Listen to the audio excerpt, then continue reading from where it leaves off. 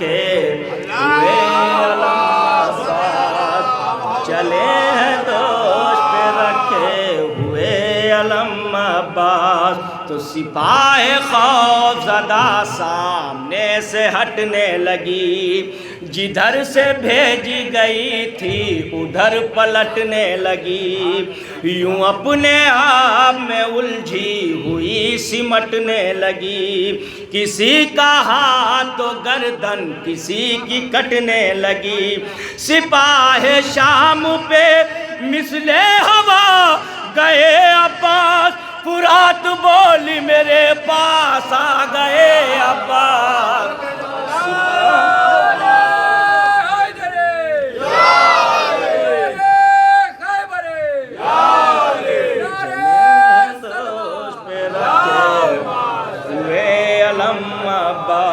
اور یہ بطور خاص سماعت فرمائے کہ غدیریوں میں علی کے ولی کا شعر ہے یہ، محمد عربی کے وسیع کا شعر ہے یہ، وہی جو شعر خدا ہے اسی کا شعر ہے یہ، فرات چیخ رہی ہے علی کا شعر ہے یہ فوج شام کے قصبل نکال سکتا ہے، یہ آسماں پہ زمین کو اچھال سکتا ہے، چلے ہیں دوش پہ رکھے ہوئے علم عباس، چلے ہیں دوش پہ رکھے ہوئے علم عباس۔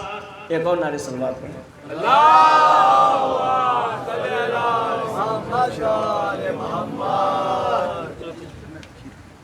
چلے ہیں دوش پہ رکھے ہوئے علم عباس، تو لبے فرات علی کا شباب پلٹا ہے، احد کا خیبر و خندق کا باب پلٹا ہے، کتاب ظلم کا پچھلا حساب پلٹا ہے، زمانہ دیکھ لے پھر آفتاب پلٹا ہے، زمانہ دیکھ لے پھر آفتاب پلٹا ہے، یہ اپنے چلو میں دریا اٹھا کے چھوڑے گا، یہ کربلا کو بھی خیبر بنا کے چھوڑے گا، چلے ہیں دوش پہ رکھے ہوئے۔ آخری بند بطور خاص سماعت فرمائیں کہ چلے ہیں دوش پہ رکھے ہوئے علم عباس، تو جری کے سامنے نہر فرات کچھ بھی نہیں، فرات چیز ہے کیا کائنات کچھ بھی نہیں، خلاف نور اندھیروں کی ذات کچھ بھی نہیں، اب اس کے بعد ستم کی حیات کچھ بھی نہیں، ابھی ترائی کا نقشہ بدلنے والا ہے، یزیدیت کا بھی دم نکلنے والا ہے، چلے ہیں دوش پہ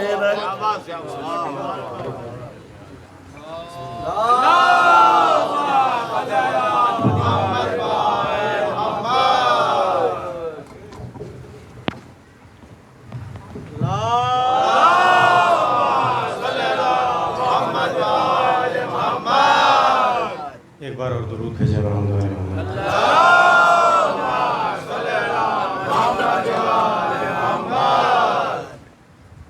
یہ جو مجلس ہے محفل اور شب بیداریاں،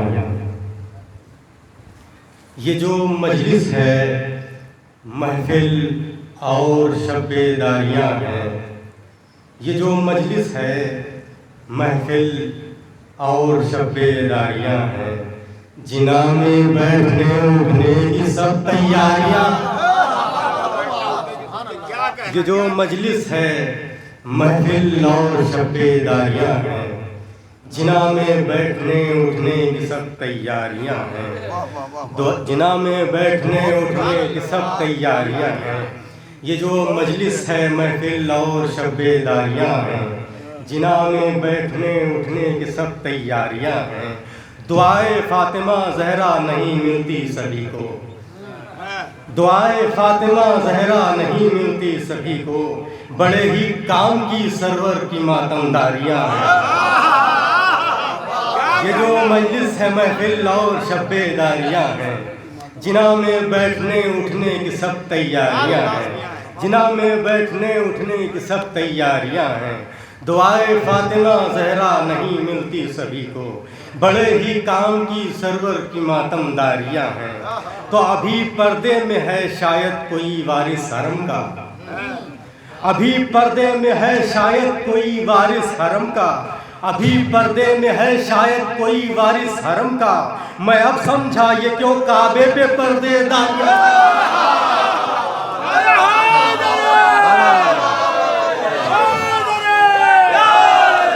جنا میں بیٹھنے اٹھنے کی سب تیاریاں ہیں۔ یہ جو مجلس ہے محفل اور شب بیداریاں ہیں، یہ جو مجلس ہے محفل اور شب بیداریاں ہیں، جنا میں بیٹھنے اٹھنے کی سب تیاریاں ہیں، دعائے فاطمہ زہرا نہیں ملتی سبھی کو، بڑے ہی کام کی سرور کی ماتمداریاں ہیں۔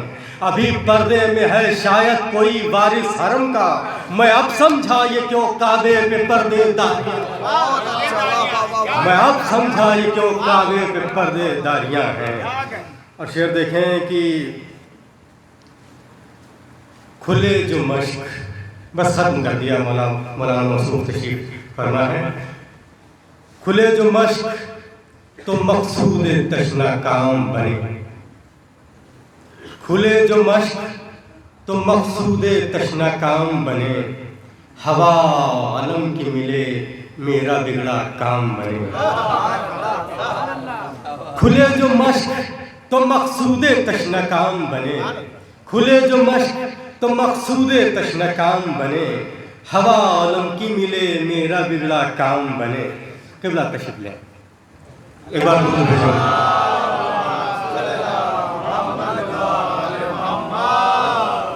ایک بار اور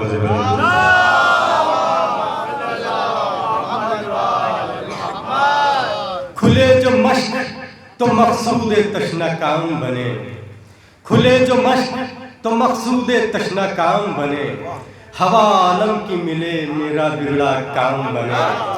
تو قریب روضہ عباس جا کے بیٹھ گیا، قریب روضہ عباس جا کے بیٹھ گیا کہ اب حیات کے تیور کا احتشام بنے، قریب روضہ عباس جا کے بیٹھ گیا کہ اب حیات کے تیور کا احتشام بنے، ہوا علم کی ملے میرا بگڑا کام بنے۔ عجیب گود ہے عمران کی پالے جسے، عجیب گود ہے عمران کی پالے جسے، کوئی رسول بنے اور کوئی ایمان، کھلے جو مشق تو مقصود تشنا کام بنے، ہوا علم کی ملے میرا بگڑا کام بنے۔ قریب روضہ عباس جا کے بیٹھ گیا کہ اب حیات کے تیور کا احتشام بنے، عجیب گود ہے عمران کی، عجیب گود ہے عمران کی پالے جسے، کوئی رسول بنے اور کوئی امام بنے، سبھی کے دن کو تو کچھ روشنی میسر ہے، سبھی کے دن کو تو کچھ روشنی میسر ہے، اٹھے جو غیب کا پردہ ہماری شام بنے، سبھی کے دن کو تو کچھ روشنی میسر ہے، اٹھے جو غیب کا پردہ ہماری شام بنے۔ حرم میں آپ کے اب پھر سے آ گئے ہیں بت، حرم میں آپ کے اب پھر سے آ گئے ہیں بت، علی کو بھیج دو بگڑا ہوا نظام بنے، حرم میں آپ کے اب پھر سے آ گئے ہیں بت، علی کو بھیج دو بگڑا ہوا نظام بنے، کھلے جو مشق تو مقصود تشنا کام بنے، ہوا عالم کی ملے میرا بگڑا کام بنے۔ قریب روضہ عباس جا کے بیٹھ گیا کہ اب حیات کے تیور کا احتشام بنے، عجیب گود ہے عمران کی پالے جسے، کوئی رسول بنے اور کوئی امام بنے، تو اسی کو جانیے درگاہ حضرت عباس، جہاں تو آ کے بھی پہلے کسی کا کام، اسی کو جانیے درگاہ حضرت عباس۔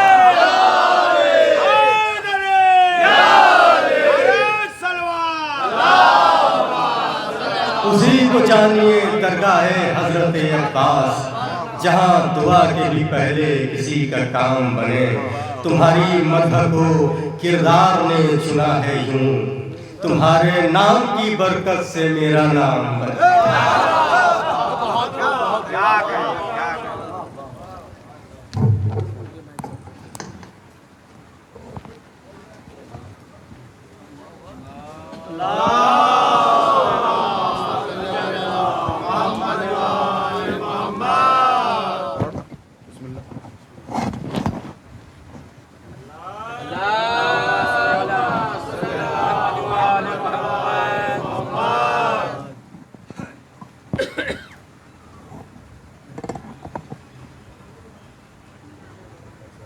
آپ لوگ اندر آ جائیے، جگہ ہے، ادھر آ جائیے، اندر آ جاؤ، یہ جگہ ہے بہت، سب لوگ اندر آ جاؤ۔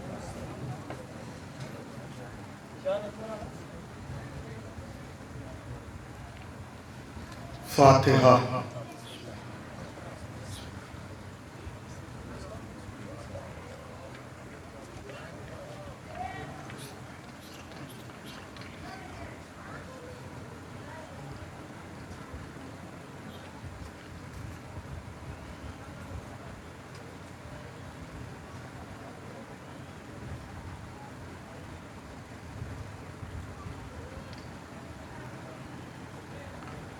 لا حول ولا قوة إلا بالله العلي العظيم۔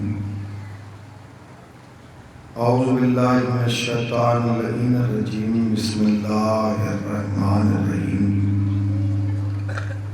الحمد لله الذي ذكره للشرف الذاكرين، وشكره فوز للشاكرين، وطاعته نجاة للمطيعين۔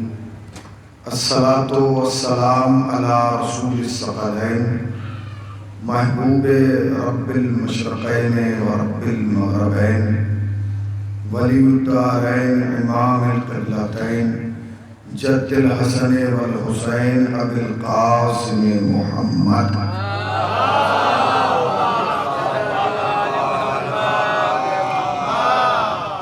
اما بعد فقد قال رسول صلی اللہ علیہ وآلہ وسلم، حسین منی وانا من الحسین صلوات علیہ محمد۔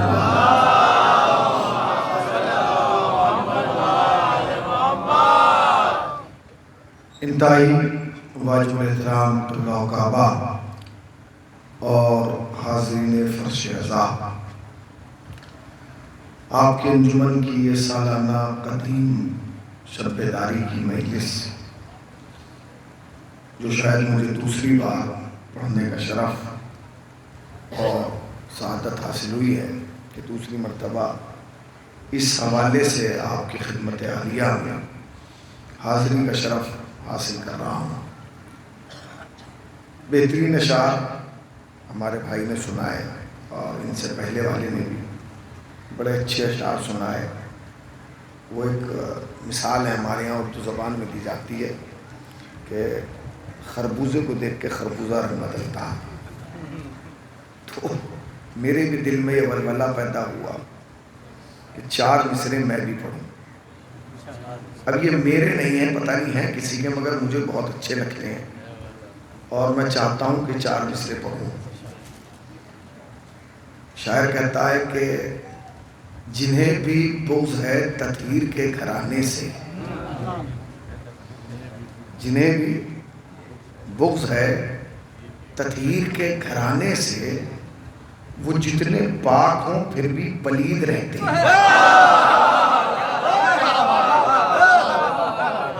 جنہیں بھی بغض ہے تطہیر کے گھرانے سے، وہ جتنے پاک ہوں پھر بھی، اب دوسرا مصرع اور تیسرا اور چوتھا آپ سمجھ لیجئے گا۔ چوتھا مصرع اگر آپ سمجھ گئے تو یہ تینوں فائدہ مند ہیں، اور اگر چوتھا نہیں آیا تو 3 کے پہلے کا پڑھنے کا کوئی فائدہ ہی نہیں ہے۔ پھر سن لیجئے، جنہیں بھی بغض ہے تطہیر کے گھرانے سے، وہ جتنے پاک ہوں پھر بھی پلید رہتے ہیں۔ جب آیا ماہ محرم تو کھل گیا سب پر، ہمارے ملک میں کتنے یزید رہتے ہیں۔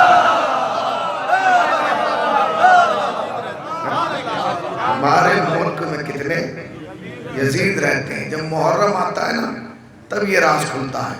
کس ملک میں کتنے یزید ہیں, کس شہر میں کتنے یزید ہیں, کس گاؤں میں کتنے یزید ہیں, کس گھر میں کتنے یزید ہیں, کس خاندان میں کتنے یزید ہیں, کس دماغ میں کتنے یزید ہیں, کس دل میں کتنے یزید ہیں. ان سب کا پتہ کب چلتا ہے؟ محرمی میں تو پتہ چلتا ہے. محرم سے پہلے تو پتہ ہی نہیں چلتا کہ کون یزید ہے اور کون شریف ہے. مگر جب محرم آتا ہے تو چھپے ہوئے یزید, گڑھے ہوئے یزید, دبے ہوئے یزید سب نکل کے سامنے آتے ہیں. وہ کوشش یہ کرتے ہیں کہ جتنا بھی ہو سکے عزاداری کو خراب کر دیا جائے, عزاداری کو نقصان پہنچا دیا جائے, عزاداری کو متاثر کر دیا جائے. مگر وہ یہ نہیں سمجھتے کہ عزاداری خراب کرنا اس کے ہاتھ میں نہیں ہے, اس لیے کہ وہ خراب جب کرتا جب اس عزاداری کے بانی اس جیسے ہوتے ہیں. اس عزاداری کا بانی کوئی انسان نہیں ہے, اس عزاداری کا بانی تو وہ ہے جو پردے میں بیٹھا ہوا ہے. اور جب تک وہ ہے عزاداری ہوگی. یہ یاد رکھنا, ہم نہیں تھے تب بھی عزاداری ہو رہی تھی, ہم نہیں ہوں گے تب بھی عزاداری ہوگی. اس لیے کہ ہم سے یہ عزاداری نہیں ہے, ہم اس عزاداری سے. اگر یہ عزاداری نہ ہو تو ہماری زندگی کا مقصد نہیں ہے, ہماری حیات کا مقصد نہیں ہے. جس حدیث رسول کو عنوان کے طور پر تلاوت کیا گیا, مشہور زمانہ حدیث ہے. ایک بھی بندہ اس میں سے ایسا نہیں ہوگا جو اس حدیث کا حافظ نہ ہو. حسین منی وانا, ذرا زور سے بولیں, وانا من الحسین. ایک صلوات پڑھیں پر محمد والا. ایک اور صلوات پڑھنے کو لائیے.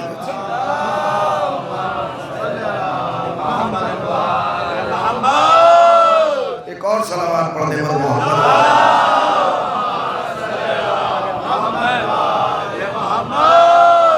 سنتے رہیے گا بہت اطمینان سے. یہ حدیث مشہور زمانہ حدیث ہے. یاد رکھیے گا, ہمارے ہاں کلام کی قیمت نہیں ہوتی, کلیم کی وجہ سے کلام کی قیمت ہوتی ہے. جتنا بڑا کلام کرنے والا ہوتا ہے اتنی بڑی کلام کی قیمت مانی جاتی ہے. ایک بات یہ بچہ کہے تو قیمت کچھ اور ہوگی, وہی بات اس سے بڑا کچھ کہے تو کچھ اور ہوگی. گھر میں سرپرست کہے تو کچھ اور ہوگی, خاندان کا سرپرست کہے کچھ اور ہوگی, انجمن کا سرپرست کہے کچھ اور ہوگی, بستی کا سرپرست کہے کچھ اور ہوگی, شریعت کا ذمہ دار کہے تو کچھ اور ہوگی, کوئی حضرت آیت اللہ کہے بات کچھ اور ہوگی, کوئی نبی کہے تو کچھ اور ہوگی, اور اگر نبیوں کا نبی کہے تو کچھ اور ہوگی, رسول کہے تو کچھ اور ہوگی, رسولوں کا رسول کہے تو کچھ اور ہوگی, مرسل اعظم کہے تو کچھ اور ہوگی. جتنا بڑا آدمی ہوتا چلا جاتا ہے اتنی کلام کی قیمت بڑھتی چلی جاتی ہے. اب نبی نے فرمایا حسین منی وانا من الحسین, حسین مجھ سے ہیں اور میں حسین سے ہوں. پوری دنیا میں 4 لوگ ایسے ہیں جنہیں مصطفیٰ نے سامنے بٹھا کے کہا کہ یہ مجھ جیسے ہیں اور میں ان جیسا ہوں. 5واں نہیں ہے جس سامنے بٹھا کے کہا کہ یہ مجھ جیسے میں ان جیسا. پہلی ذات ہے مولا کائنات کی. فرمایا انا و علی من نور الواحد, میں اور علی ایک ہی نور کے 2 ٹکڑے ہیں. مطلب کیا؟ جیسا میں ویسے علی, اور جیسے علی ویسا میں. ٹھیک ہے. اس کے بعد فرمایا فاطمہ تو بضعۃ منی, فاطمہ میرے جگر کا ٹکڑا ہے, یعنی جیسا میں ویسی فاطمہ, جیسی فاطمہ ویسا میں. پھر امام حسن کے لیے فرمایا حسن منی وانا منہ, حسن مجھ سے ہے اور میں حسن سے ہوں. پھر حسین کے لیے فرمایا حسین منی وانا من الحسین. نبی نے ان 4 کے لیے بار بار کہا یہ مجھ جیسے میں ان جیسا, یہ مجھ جیسے میں ان جیسا, یہ مجھ جیسے میں ان جیسا. خدا کی قسم ہم مذہب بدل دیں گے اگر پوری تاریخ اسلام میں تم ایک واقعہ ڈھونڈ کے لے آؤ کہ نبی نے انہیں بار بار کہا ہے کہ یہ مجھ جیسے میں ان جیسا. کبھی ان 4 میں سے کسی ایک نے کہا ہو نبی ہم جیسا. ارے ذرا جاگیے, میں کیا کہہ رہا ہوں. ذرا توجہ فرمائیے بھائی، نبی نے بار بار کہا علی مجھ جیسے میں ہوں جیسا، مگر علی نے کبھی کہا کہ نبی مجھ جیسے؟ اچھا سیدہ کے لیے بار بار کہا فاطمہ مجھ جیسی میں فاطمہ جیسا، مگر کبھی فاطمہ نے کہا کہ بابا مجھ جیسے؟ چلو اچھا بابا نے نہیں کہا، فاطمہ نے نہیں کہا، بچے کہہ دیتے نانا ہم جیسا، ہم نانا جیسے؟ نہیں، نبی نے بار بار کہا یہ چاروں مجھ جیسے میں ان جیسا، مگر ان چاروں نے کبھی نہیں کہا کہ نانا ہم جیسے، نبی ہم جیسے، بابا ہم جیسے۔ جانتے کیوں؟ کیونکہ چاروں جانتے تھے کہ نبی بار بار کہے کہ نبی ہم جیسا بگڑتا کچھ نہیں، مگر اگر ہم نے ایک بار کہہ دیا کہ نانا ہم جیسا، بابا ہم جیسا، رسول ہم جیسا، تاریخ لکھنے والا لکھے گا علی نے بھی تو کہا تھا، سیدہ نے بھی تو کہا تھا، حسنین نے بھی تو کہا تھا، لہٰذا ہم چپ ہیں تاکہ دنیا کو پتہ چل جائے کہ جب نبی کے ہم ذات نبی جیسے نہیں، کوئی بدذات نبی جیسا کہتے ہیں۔ صلوات پڑھے بر محمد۔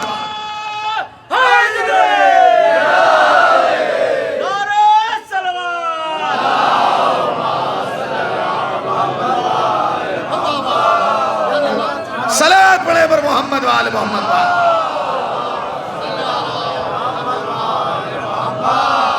تو نبی نے بار بار کہا یہ چاروں مجھ جیسے میں ان جیسا، مگر ان چاروں نے کبھی نہیں کہا ہم جیسے۔ کیوں؟ کیونکہ جانتے تھے کہ اگر ہم نے کہہ دیا تو تاریخ لکھنے والا لکھ لے گا کہ انہوں نے بھی تو کہا تھا، لہٰذا ایک کسوٹی بنا دی جائے، ایک پیمانہ، کہ جب نبی کے ہمزاد نبی جیسے نہیں ہیں، کوئی بزاد نبی جیسا ہوگا، خبردار، منہ پہ تالا لگا دیا۔ ٹھیک ہے جی؟ اب اس کا مطلب یہ ہے کہ اگر نبی کہہ رہے ہیں کہ یہ مجھ جیسے ہیں، اس کا مطلب یہ ہے کہ نبی ان کے عمل کی بھی ذمہ داری لے رہے ہیں، نبی ان کے کردار کی ذمہ داری لے رہے ہیں، نبی ان کی زندگی کی ذمہ داری لے رہے ہیں۔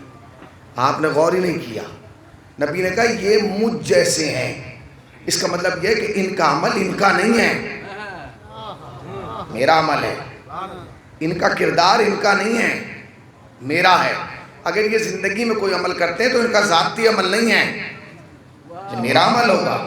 تو اب آپ جا کے دیکھیے کہ ان کی زندگی کا ہر عمل مصطفیٰ کی زندگی سے ملتا ہے کہ نہیں؟ توجہ سنیے گا، ان کی زندگی کا ہر عمل میرے مصطفیٰ کی زندگی سے ملتا ہے کہ نہیں؟ ورنہ پھر بیکار ہے۔ آپ اٹھائیے نبی کی زندگی کو دیکھیے، علی کی زندگی کو دیکھیے، فاطمہ کی زندگی کو دیکھیے، نبی کی زندگی کو دیکھیے، حسنین کی زندگی کو دیکھیے، نبی کی زندگی کو دیکھیے۔ تو جو کچھ انہوں نے کیا وہ اس لیے کیا کیونکہ وہ مصطفیٰ والی زندگی گزار رہے تھے۔ اب یاد رکھیے گا، اگر علی نے خیبر میں کسی کو مارا ہے تو خیبر میں علی نے نہیں مارا، مصطفیٰ نے مارا ہے، اور اگر کسی نے مسجد میں آ کے علی کو ضربت ماری ہے تو علی کو نہیں ماری۔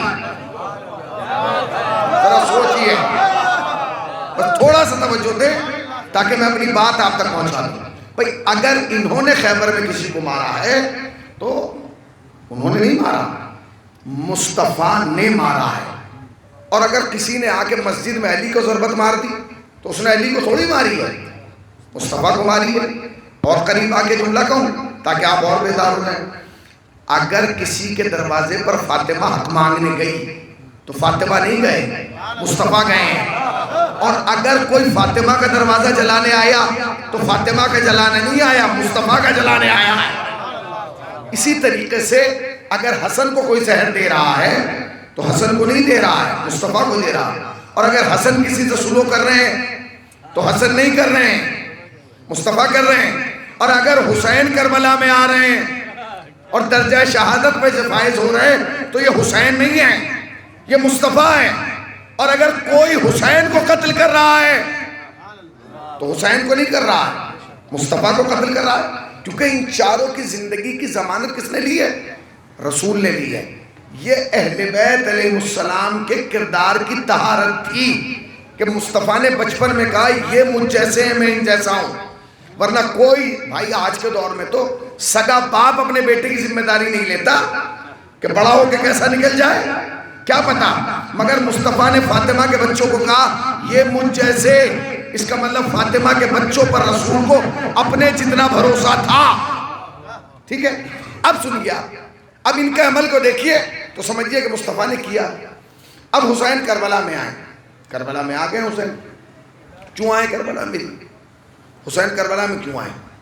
تو لوگ کہتے ہیں اسلام خطرے میں تھا. کیا کہا جاتا ہے؟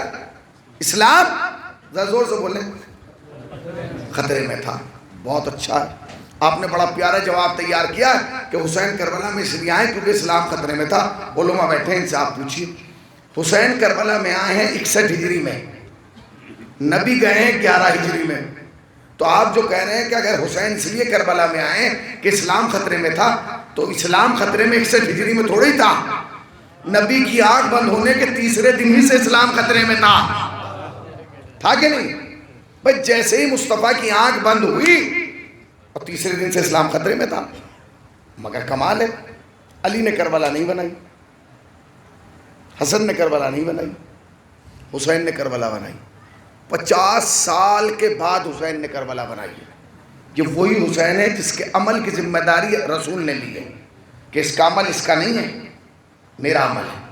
سنتے رہیے گا، 50 سال کم نہیں ہوتے. یہ بچہ جو بیٹھا ہوا ہے 50 سال بعد جب یہاں بیٹھے گا اس کی شکل بدل جائے گی، چہرہ بدل جائے گا، انداز بدل جائے گا. 50 سال میں سب کچھ بدلتا ہے کہ نہیں؟ اب گارنٹی لے لی کہ 50 سال کے اندر، 50 سال کے بعد حسین نے کربلا بنائی. تو تاریخ پہ جا کے دیکھو کہ حسین نے جو 50 سال کے بعد کربلا بنائی، ان 50 سالوں میں ایسا کیا ہوا کہ حسین کو کربلا بنانا پڑی؟ کوئی ضرورت نہیں تھی. جب علی نے نہیں بنائی، حسن نے نہیں بنائی، تو حسین کیوں بنا رہے ہیں؟ وہ 50 سال کے بعد اگر یہ تاریخ میں آپ تک پہنچ آ گیا، میں سمجھوں گا کہ مکمل مجلس آپ تک پہنچ گئی. 50 سال تک یہ سکوت کیوں تھا؟ 50 سال کے بعد حسین نے قیام کیوں کیا؟ کہ اسلام خطرے میں تھا؟ نہیں، کچھ واقعات ایسے ہوئے جس کے بعد چارہ نہیں تھا کہ حسین قیام کیے بغیر رہ جائیں. وہ سنیے کہ کیا ہوا. جب مولا کائنات اپنے گھر میں بیٹھ گئے تو 3 حکومتوں کا دور گزرا ہے جو مدینے میں گزرا ہے. مگر جب تیسری حکومت ختم ہو گئی اور مولا کائنات کو حکومت دی گئی، اسی زمانے میں ایک حکومت شام میں تیار ہوئی. وہ شام والی حکومت آپ جانتے ہیں. اس شام والی حکومت نے بیٹھ کے کچھ ایسے عمل کیے کہ جس کی وجہ سے کربلا وجود میں آئے. وہ کیا ہوا وہ سنیے. نبی کے ایک صحابی ہیں جن کا نام ہے عباس. نبی کے جانے کے بعد انہوں نے اپنے شاگرد کو بلایا اور بلا کے کہا یہ بتا اگلا مہینہ کون سا ہے؟ اس نے کہا حضور اگلا مہینہ جو ہے وہ ذی الحجہ کا ہے. کہا کہ اچھا ذی الحجہ کا مہینہ ہے؟ کہا بس تجھ سے گزارش اتنی ہے، اتنی خواہش ہے میری کہ جب ذی الحجہ کا مہینہ آئے اور موسم حج قریب ہو تو تو میرا ہاتھ پکڑ کے مجھے خانہ کعبہ میں کھڑا کر دینا تاکہ میں حج کر لوں. کیا پتہ زندگی کا کیا بھروسہ کب ختم ہو جائے. اس نے کہا کہ ٹھیک ہے، کوئی مشکل نہیں. شاگرد نے استاد کا ہاتھ پکڑا اور لے جا کے صحن کعبہ میں کھڑا کر دیا. جب کھڑا کیا تو وہ تو نابینا تھے، انہیں نظر نہیں آتا تھا، تو انہوں نے سوال کیا اپنے شاگرد سے میں کہاں کھڑا ہوں؟ اس نے کہا حضور آپ کعبے میں کھڑے ہیں، آپ کعبے میں کھڑے ہیں. تو انہوں نے پھر شاگرد سے پوچھا یہ بتا اگر میں کعبے میں کھڑا ہوں تو کیا کوئی اس بار حج کرنے نہیں آیا؟ کوئی حج کرنے نہیں آیا؟ تو اس نے کہا حضور آپ نابینا ہیں، آپ کو نظر نہیں آ رہا، ہزاروں کی تعداد میں لوگ خانہ کعبہ کا طواف کر رہے ہیں. بس نبی کے صحابی نے ایک جملہ کہا، اس نے کہا کہ میں اندھا ہوا ہوں، بہرا نہیں ہوا. ذرا توجہ فرمائیے گا، میں اندھا ہوا ہوں، بہرا نہیں ہوا. کیا مطلب؟ کہا بھائی اگر مجھے حج والے دکھائی نہیں دے رہے ہیں تو حج والے سنائی تو دینا چاہیے. اس کا مطلب یہ ہے کہ حج دیکھا بھی جاتا ہے، حج سنا بھی جاتا ہے. تو یہ کیا سننا چاہتے تھے؟ جب آپ خانہ کعبہ کا طواف کریں گے تو چپ نہیں رہیں گے بلکہ باواز بلند کہیں گے لبیک اللہم لبیک لا شریک لک لبیک. انہیں وہ آواز ہی نہیں آئی تو انہیں جستجو پیدا ہوئی کہ وہ تو آواز آ ہی نہیں رہی. تو کہا وہ آواز کیوں نہیں آ رہی ہے؟ تو شاگرد نے منہ پہ ہاتھ رکھا اور دبا کے سائیڈ میں لایا. اس نے کہا حضور اب آپ کو وہ آواز نہیں آئے گی. کہ کیوں نہیں آئے گی؟ کہا اس لیے کیونکہ جو شام کا بادشاہ بیٹھا ہے نا یزید کا باپ، اس نے اعلان کیا ہے کہ جسے بھی حج کرنا ہے چپ چاپ کرے، صحن کعبہ میں شور و غل نہ مچائے. اس کی وجہ سے لوگ چپ چاپ حج کر رہے ہیں. نبی کا صحابی تھا، جلال آ گیا. اس نے دونوں ہاتھ بلند کر کے کہا واہ ابھی تو مصطفیٰ کا کفن بھی میلا نہیں ہوا اور تم نے شریعت کو بھلا دیا. اور دونوں ہاتھ بلند کر کے کہا لبیک اللہم لبیک. طواف کرتے ہوئے حاجیوں نے صحابی رسول کو دیکھا اور ایک دوسرے کے کونی مارنا شروع کی. بھائی کیا کریں؟ کیا کرنا ہے؟ کہ جب یہ صحابی ہو کے اس کی نہیں مانتا ہم امتیوں کے مانے. تو لوگوں نے عباس کی آواز میں آواز ملانا شروع کی. خدا کی قسم اگر اس روز عباس آواز بلند نہ کرتے 2022 میں بھی حج چپ ہوتا. تو پہلا کام کیا کیا؟ سنیے پہلا کام کیا کیا یزید کے باپ نے؟ حج خاموش کر دیا گیا. بڑا کام تھا. حج کا خاموش کرنا کوئی کم تحریک نہیں تھی، ایک بہت بڑی تحریک تھی، مگر وہ اس میں کامیاب ہو گیا. یہ تو شکر مانیے اس نبی کے صحابی کا کہ اس نے حج کو دوبارہ زندگی دے دی. ایک قدم اور آگے بڑھیے. پھر دوسرا کام کیا کیا؟ نبی کے ایک صحابی ہیں عبد الرحمن. اس صحابی کا کمال یہ کہ لوگ اسے نام سے جانتے، شکل سے نہیں جانتے کہ بھئی یہ ہے. نبی کے بعد یہ آئے ہیں شام. جب شام آئے ہیں نبی کے بعد اور شام میں داخل ہونے لگے تو انہوں نے دیکھا کہ 10 اونٹ ہیں اور ان 10 اونٹوں کی حفاظت کے لیے 100 سپاہی کھڑے ہوئے ہیں. تو انہوں نے اپنے غلام کو بلایا اور بلا کہا ان سپاہیوں سے پوچھو کہ اتنے سپاہی کیوں کھڑے ہیں؟ تو غلام گیا، اس نے کہا کہ اتنے سپاہی کیوں کھڑے ہیں؟ تو کہنے لگا کہ ہم اونٹ کی حفاظت کر رہے ہیں. انہوں نے کہا اونٹ کی حفاظت کر رہے ہیں؟ اس نے آ کے یہ کہا کہ حضور یہ تو اونٹ کی حفاظت کر رہے ہیں. اس نے کہا جا کے دیکھ کیا کس نسل کے اونٹ ہیں. آپ نے غور کیا صحابی رسول کا جملہ؟ دیکھ کے آؤ کہ یہ کس نسل کے اونٹ ہیں. اس کا مطلب یہ ہے کہ عرب اپنے بیٹھنے کے لیے جو اونٹ رکھتے تھے نا اس کی بھی نسلیں دیکھتے تھے. آپ نے غور ہی نہیں کیا. یہی تو اسلام کی غربت ہے کہ مسلمانوں نے اپنے بیٹھنے کے لیے تو نسل والے اونٹ تلاش کیے مگر جنہیں نبی کی جگہ بٹھایا ان کی نسلیں تلاش نہیں کی. صلوات پڑھیں نا پر محمد وآل محمد پر. ایک اور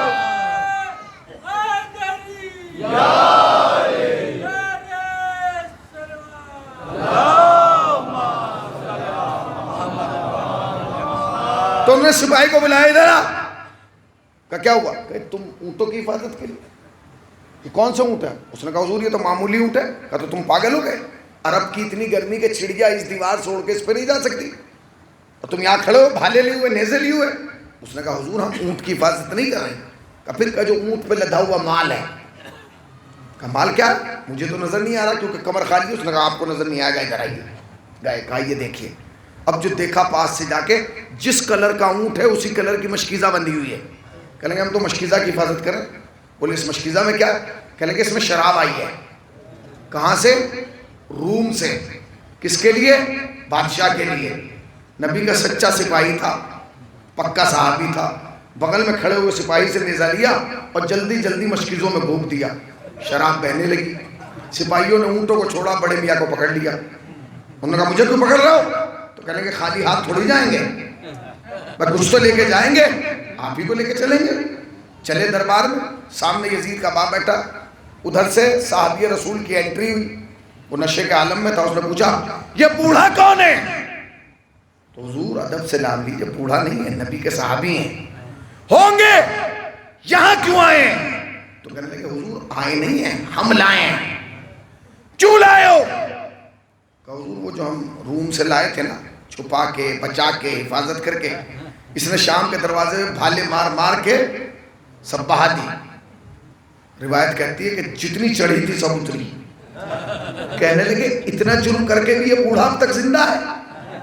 کہا تو پھر کیا کریں؟ کہ اس کی گردن مار دو. گردن مارنے کا نام تھا. جلاد تلوار لے کے آگے بڑھا. اس نے کہا کہ ٹھیک ہے. بس جیسے ہی تلوار اٹھائی، تاریخ کا ایک بڑا مشہور کردار ہے عمر یاس، وہ کود کے سامنے آیا اور اس نے کہا بادشاہ سلامت، جان کی امان پاؤں تو ایک بات کہوں. کہو. کہ انہیں مت ماریے، مجھے مار دیجئے. انہیں قتل مت کیجئے، مجھے کر دیجئے. ان کی گردن جدا مت کیجئے، میری. اس نے کہا نہیں، گردن تو تمہاری بھی جدا ہوگی مگر پہلے اس کی، پھر کہ جب ان کی ہو جائے گی تو میری کیوں؟ کہ اس کی تو اس لیے ہوگی کیونکہ اس نے شراب بھائی. تمہاری اس لیے ہوگی کیونکہ تم سے بڑا نمک حرام کوئی نہیں ہے. ابے میں کھلا رہا ہوں، میں پال رہا ہوں، میں ناز نخرے اٹھا رہا ہوں اور تو بچا اس بوڑھے کو رہا ہے. اب سنیے جا کے. اب جو عمر یاس نے جملہ کہا وہ تاریخ ساز تھا. اس نے کہا بادشاہ سلامت، آپ ہوش میں نہیں ہیں. یہ بوڑھا کیا میرا رشتہ دار لگتا ہے؟ میں تو آپ کا نوکر ہوں، آپ کو بچا رہا ہوں. اس نے کہا واہ، تلوار میری، دربار میرا، حکم میرا، سپاہی میرا، مرنے والا یہ، اور تم کہہ رہے ہو کہ مجھے بچا رہے ہو. مجھے خطرہ تھوڑی ہے، خطرہ تو اسے کہ نہیں آپ کو نہیں پتا اس کے مرنے سے خطرہ آپ ہی کو پیدا ہوگا۔ کہ کیوں؟ کہ یہ ہے نبی کا صحابی اور آپ ہیں صحابی رسول، اگر یہ آج آپ کے دربار میں مارا گیا تو قیامت تک سوال یہ ہوگا کس جرم میں مارا؟ ذرا جاگیے، کس جرم میں مارا؟ اور جب ہم یہ بتائیں گے کہ جرم یہ تھا کہ اس نے شراب کے خلاف قیام کیا تھا تو لوگوں کو پتہ چل جائے گا کہ اگر شریعت مصطفیٰ میں شراب پینا جائز ہوتی تو نبی کا صحابی کبھی خلاف آواز بلند نہ کرتا۔ یہ یزید کے باپ کا دوسرا کارنامہ تھا۔ پہلا کیا تھا؟ حج خاموش کرا دیا۔ دوسرا کیا تھا؟ شراب عام کر دی۔ یہ کم نہیں ہے شراب عام کرنے کے لیے، مطلب سمجھے آپ؟ بھائی مطلب یہ تھا شراب عام کیسے ہوگی؟ عام ایسے ہو گئی کیونکہ اوپر والا بھی پی رہا تھا اور نیچے والا بھی پی رہا تھا، بڑا کام کیا۔ اب یہ شریعت پامال کر رہا ہے۔ کربلا ایک دن میں نہیں بنی، کربلا ایک گھنٹے میں نہیں بن گئی، کربلا ایک مہینے میں نہیں بن گئی، کربلا کو بننے میں 50 سال لگے۔ شریعت کتنی پامال کی گئی یہ دیکھیے۔ وہ انسان کہ جس کے عمل کی مصطفیٰ ذمہ داری لے چکا تھا، اب اگر وہ قیام نہ کرتا تو کیا کرتا؟ کیا ہوا؟ پہلا کام حج خاموش کر دیا گیا، دوسرا کام شراب عام کر دی گئی، تیسرا کام سنیں روح کا آپ جائے گیا۔ نبی کا ایک صحابی ہے جس کا نام آپ کے امام بارگاہ کی چھت سے پڑا ہے، ابو ایوب انصاری۔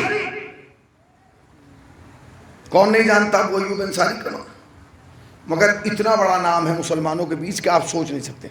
مسلمانوں کے لیے کہ یہاں اس کے لیے ایک فضا بنائی گئی تھی کہ یہ آدمی بڑا بابرکت ہے، اتنا بابرکت ہے کہ جس گھر میں ایک قدم رکھ دے گا اس گھر سے نحوست چلی جائے گی اور اس گھر میں برکت آ جائے گی۔ لوگ کہتے تھے کہ اگر گھر میں برکت چاہیے ابو ایوب انصاری کو بلا لو، اولاد نہیں ہے ابو ایوب انصاری کو بلا لو، رزق کی کمی ہے ابو ایوب انصاری کو بلا لو، خیر و برکت کی کمی ہے ابو ایوب انصاری کو بلا لو۔ تو تاریخ پڑھو کہ آخر یہ آدمی اتنا بابرکت کیوں ہو گیا؟ نبی کے تو اور بھی صحابی تھے مگر اتنا بابرکت کسی کو نہیں مانا گیا، مگر اسے مانا جا رہا ہے کہ یہ اگر کر دے قدم رکھ دے تو بابرکت ہو جائے۔ میں نے پوری تاریخ اسلام پڑھی کہ اس کی برکت کا سبب کیا ہے۔ آیا اس نے کوئی مردہ چلایا؟ کہ نہیں۔ سورج پلٹایا؟ کہ نہیں۔ ستارہ بلایا؟ کہ نہیں۔ کہ تو پھر کیا کیا؟ تو ان کی پوری زندگی کا ایک ہی کمال ہے، اسی وجہ سے بابرکت ہے۔ وہ کمال یہ ہے کہ ان کے دروازے پر نبی کا ناکہ بیٹھا تھا، اس کے علاوہ کوئی ان کی فضیلت نہیں۔ ان کے دروازے پر مصطفیٰ کا ناکہ بیٹھ گیا۔ جس دن سے نبی کا ناکہ بیٹھا مسلمانوں نے کہا یہ بابرکت، یہ باعظمت، یہ باوقار، یہ سبب رحمت۔ میں یہی تو کہتا ہوں کتنا بھولا ہو گیا مسلمان۔ ارے جس کے دروازے پر نبی کا ناکہ بیٹھ جائے اسے تو بابرکت سمجھتے ہو، اور جو نبی کے دوش پر بیٹھ جائے،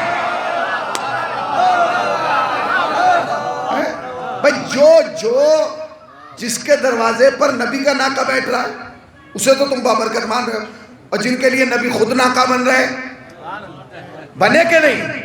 اب اٹھائیے تاریخ، نبی ناکہ بنے اور چلے، سامنے سے ایک صاحب آگئے، بڑے دل جلے تھے، انہوں نے شکل بنائی، بگاڑی، چہرہ اتارا۔ نبی نے کہا شکل کیوں بنا رہا؟ تیری تو ویسے ہی بہت بری ہے۔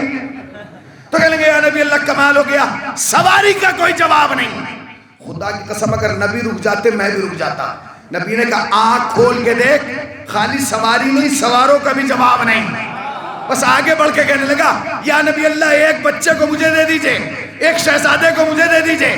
دونوں کو آپ نے اٹھا لیا۔ نبی نے اس کو شہزادہ دیا نہیں، نبی نے جواب دیا۔ نبی نے کہا پیچھے ہٹ۔ اس نے کہا کیوں؟ کہا یاد رکھ پھول جس پیڑ کے ہوتے ہیں اسی پر اچھے لگتے ہیں۔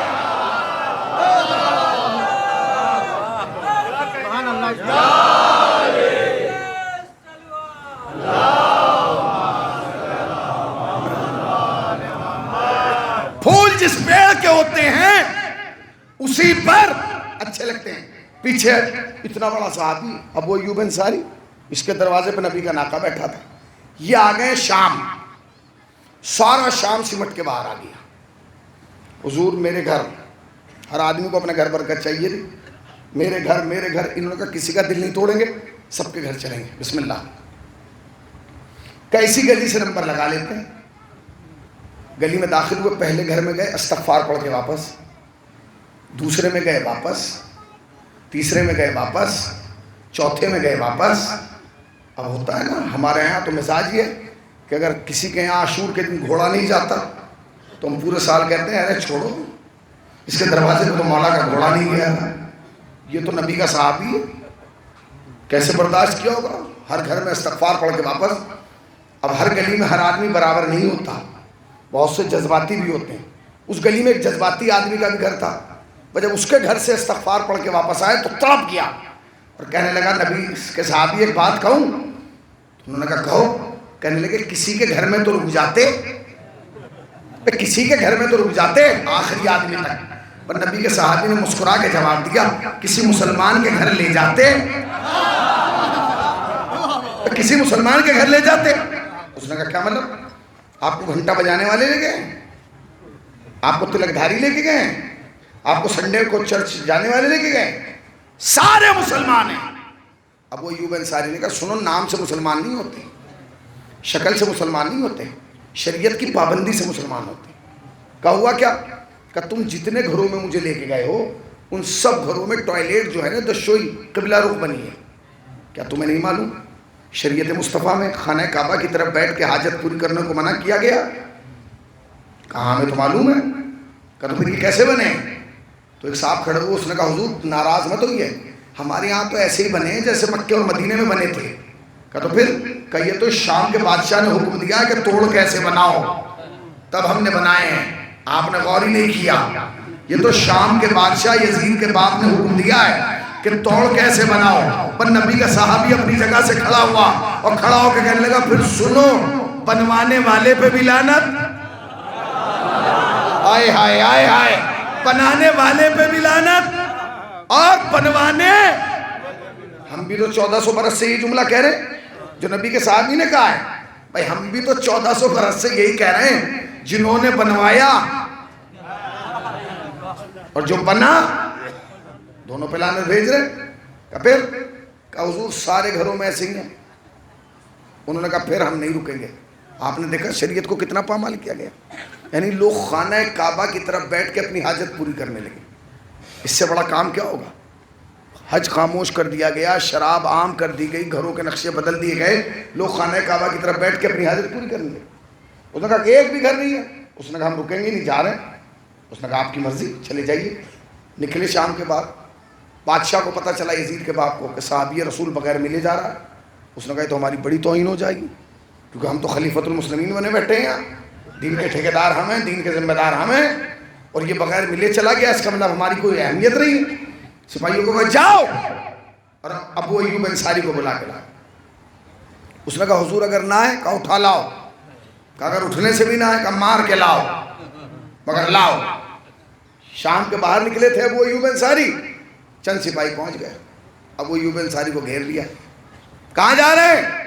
واپس اپنے وطن۔ کہا کیوں؟ کہ یہاں شہر میں کچھ لائق ہے ہی نہیں۔ کہنے گے آپ ایسے نہیں جا سکتے، آپ کو امیر نے بلایا ہے۔ ابو ایوب انصاری نے ان کا چہرہ دیکھ کے کہا کیا اس فقیروں کے شہر میں بھی کوئی امیر ہے؟ ہائے ہائے تمہارے سننے پہ سلام ہے۔ کیا اس فقیروں کے شہر میں کہاں کہ کون؟ اس نے کہا کہ فلاں کا۔ خبردار، اس کائنات میں بس ایک امیر ہے اور وہ امیر ہے جسے مصطفیٰ نے امیر بنایا، وہ جناب امیر ہے۔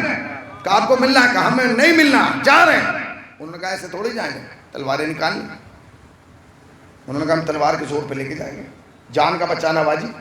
کتنی چیزیں ہو گئی بھائی، یزید کے باپ نے بیٹھتے کتنی چیزیں کی، حج خاموش کر دیا، شراب عام کر دی، گھروں کے نقشے بدل دیے گئے۔ آئے گھیر کے لایا کہ چلو آپ کو بلایا، چلتے ہیں۔ چلے، آئے دربار میں آ گئے۔ اب کیفیت دیکھیے گا، سامنے بیٹھا یزید کا باپ معاویہ، خدا کی لعنت، ادھر سے داخل ہوا نبی کا صحابی، ایک بار نگاہ بھر کے دیکھا بس، اور پھر منہ کو موڑ کے کھڑے ہو گئے، منہ موڑ کے۔ بادشاہ بیٹھا ہے یوں، یہ کھڑے ہیں یوں، یہ توہین ہے کہ نہیں؟ بھائی آپ یہ سمجھیے کہ سی ایم یا پی ایم کے سامنے یا وزیر اعظم یا وزیر اعلیٰ کے سامنے وہ یوں بیٹھا ہو اور آپ یوں کھڑے ہو جائیں، تو سارا مجمع ایک دوسرے کو کونی مارنے لگا۔ نبی کا صحابی نہیں دیکھتا، نبی کا صحابی نہیں دیکھتا۔ تو اب اس نے ماحول بدلنے کے لیے جملہ کہا، کہنے لگا ابو ایوب انصاری ہماری شکل اتنی بھی بری نہیں کہ تم ہماری طرف نہ دیکھو، پر نبی کے صحابی نے وہی نکتہ دیا، کہنے لگے وہ بادشاہ بات شکل کی نہیں، بات تو نسل کی ہے۔ آئے ہائے آئے ہائے آئے ہائے، بات شکل کی نہیں، بات تو نسل کی ہے۔ اور آگے دو جملے میں کہہ دوں، بات نسل کی نہیں، بات تو اصل کی ہے، اور بات اصل کی تھوڑی، بات تو فصل کی ہے۔ جو فصل تو چھوڑ کے جا رہا ہے اپنے بعد اس کی ہے۔ کہا کہ ہماری طرف کیوں نہیں دیکھتے؟ اس نے کہا آپ کو یاد ہے آپ کے نام کے آگے ٹائٹل کیا کیا لگے جاتے ہیں، کیا کیا خطابات ہیں، القابات کیا کیا ہیں؟ تو کہنے لگا کیا لکھا جاتا ہے؟ کہنے لگے شام والے لوگ تجھے لکھتے ہیں امیر المومنین، کہنے لگا وہ تو میں ہوں، واہ۔ خلیفۃ المسلمین، کہنے لگا وہ بھی میں ہوں۔ صحابی رسول، کہنے لگا وہ بھی میں ہوں۔ کاتب وحی الہی، کہنے لگا وہ بھی میں ہوں۔ پوری توجہ ایک آدمی سے، اب تک میں نے نہیں کہا مگر اس جملے میں مجھے توجہ چاہیے، پوری توجہ۔ کہا پھر کیا کہنا چاہتے ہیں آپ؟ اب نبی کا صحابی بولا، کہنے لگا واہ، خلیفۃ المسلمین آپ ہیں، صحابی رسول آپ ہیں، امیر المومنین آپ ہیں، کاتب وحی الہی آپ ہیں، اور آپ کو شریعت کا چھوٹا سا مسئلہ نہیں معلوم۔ کہ کیا؟ کہ آپ کو نہیں پتا کہ شریعت مصطفیٰ میں مرد کے لیے سونا پہننا حرام ہے؟ کہاں بیٹھے ہیں ذرا جاگیے بھائی، میں کیا کہہ رہا ہوں، پھر سن لیجئے۔ شریعت مصطفیٰ میں مردوں کے لیے سونا پہننا حرام ہے۔ اگر گوری خالصہ والے کہیں تو ایک جملہ کہہ دوں، اگر میں دربار میں ہوتا تو نبی کے صحابی کے سامنے ہاتھ جوڑ کے کہتا بڑے میاں ناراض نہ ہوئیے، پہلے پوری بات خود سمجھیے پھر اسے سمجھائیے، شریعت مصطفیٰ میں مرد کے لیے حرام ہے۔ چاہیے شریعت مصطفیٰ میں کس کے لیے حرام ہے؟ زور سے بولیے نا، مرد کے لیے۔ اس کے کان میں جا کے پوچھیں کوئی داخلی مجبوری تو نہیں، اس لیے کہ خیبر کے بعد سے مصطفیٰ نے مرد کی پہچان بدل دی، اور مصطفیٰ نے بتایا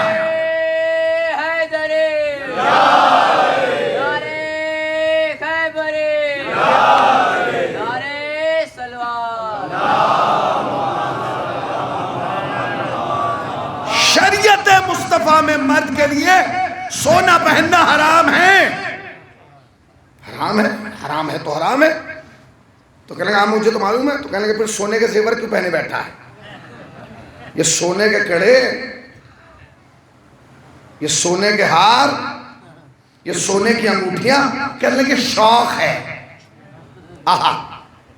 تو کہنے لگا اچھا، کہنے لگا اور تجھے شریعت کا دوسرا مسئلہ نہیں پتا؟ کیا؟ کہ شریعت مصطفیٰ میں منع کیا گیا ہے کہ انسان درندے کی کھال پہ نہ بیٹھے۔ حیوان، درندہ، شیر جو خون پیتا ہے انسان کا قتل کر سکتا ہے، مار سکتا ہے، کیوں؟ اس سے اگر آدمی درندے کی کھال پہ بیٹھتا ہے اس کا دل جو ہے نا وہ پتھر کا ہو جاتا ہے، سخت ہو جاتا ہے، وہ دوسرے کی مصیبت اور اس کے غم کو سمجھ نہیں سکتا۔ تو کہنے لگا ہاں پتہ ہے۔ تو کہنے لگا پھر درندے کی کھال پہ کیوں بیٹھا ہے؟ میرا پھر دل چاہتا ہے کون کہ بزرگوار اپنا بلڈ پریشر نہ بڑھائیے، پہلے پوری بات خود سمجھیے پھر اسے سمجھائیے۔ شریعت مصطفیٰ میں انسان کو منع کیا گیا ہے کہ وہ درندے کی کھال پہ نہ بیٹھے، مگر اگر درندہ درندے کی کھال پہ بیٹھ جائے، اب کتنے کام ہو گئے، کتنے کام ہو گئے، کتنے کام ہو گئے؟ حج خاموش کر دیا گیا، شراب جائز کر دی گئی، گھروں کے نقشے بدل دیے گئے، مرد سونا پہننے لگے، انسان درندے کی کھال پر بیٹھنے لگا۔ آپ نے غور ہی نہیں کیا۔ میں نے آپ کو 3 واقعات سنائے اور تینوں صحابیوں کے واقعات سنائے، تاکہ جو لوگ کہتے ہیں نا شیعہ صحابی کو نہیں مانتے ان کا بھی منہ بند ہو جائے۔ چونکہ ہمارے ہاں جو صحابیت کی لائن ہے نا، بہت سارے ایسے ہیں جنہیں ہم مانتے ہیں وہ نہیں مانتے، اور بہت سارے وہ ہیں جنہیں وہ منوانا چاہتے ہیں وہ کیوں نہیں مانتے؟ کیونکہ ہماری پرابلم ہے۔ وہ پرابلم کیا ہے؟ وہ پرابلم یہ کہ شیعت میں ہر چیز کا ایک معیار ہے، ایک کسوٹی ہے، ایک پیمانہ ہے، اس پیمانے کے علاوہ ہم کسی کو مانتے ہی نہیں۔ اور ہمارے ہاں پیمانہ یہ ہے صحابیت کا کہ ہمارے یہاں ہر بھاگنے دوڑنے کودنے پھاندنے والے کو صحابی نہیں کہتے. آپ نے غور ہی نہیں کیا. میں پھر لفظ دوہرا رہا ہوں, ہمارے یہاں ہر بھاگنے دوڑنے کودنے پھاندنے والے کو صحابی نہیں کہتے. ہمارے یہاں صحابیت کا معیار یہ ہے کہ ابر ہلالی ہو, رنگ ملالی ہو, کامل الایمان ہو, نام جناب سلمان ہو, مال ہو تو بے زر, علم ہو تو ابو ذر, عرش پہ ہوں تو تارے, فرش پہ ہوں تو ہدایت کے مینارے, قرآن کے ساتھ ہو تو قرآن کے پارے, اہل بیت کے ساتھ ہو تو سارے ہمارے. معیار زندگی یہی ہے.